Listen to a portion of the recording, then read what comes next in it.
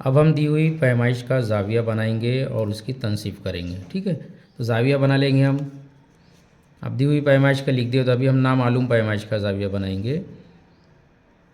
ایک زاویہ بنا دیے ہم یہاں انداز سے، ایک زاویہ بنائیں.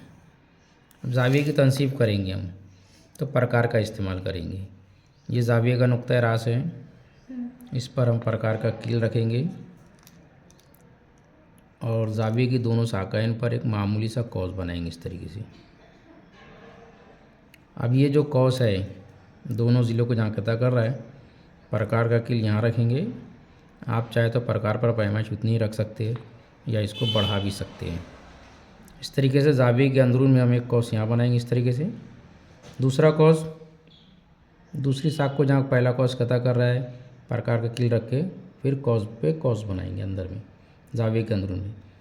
جہاں یہ دونوں قوسین قطع کر رہے ہیں، پینسل کی نوک سے ہم پوائنٹ بنا دیں گے اور اس کے بعد میں اسکیل کی مدد سے زاویے کے راس کو قوسین کے نقطہ تقاطع سے ملاتا ہوا یہ خط کھینچیں گے. اب ہم اس کی بھی تنصیب ہوئی کہ نہیں اس کی تصدیق کر سکتے ہیں. ضلع کے لیفٹ سائڈ میں ہے تو لیفٹ سائڈ میں ہم نقطہ راس پر زاویے کے نقطہ راس پر پروٹیکٹر کا یعنی چاندے کا مرکز رکھیں گے. لیفٹ سائڈ پہ تو رائٹ سائڈ سے گنیں گے ہم. تو یہاں رائٹ سائڈ سے نیچے میں دیکھیں گے 20 کے بعد میں اوپر جائیں گے تو 23 آ رہا ہے. 20 کے بعد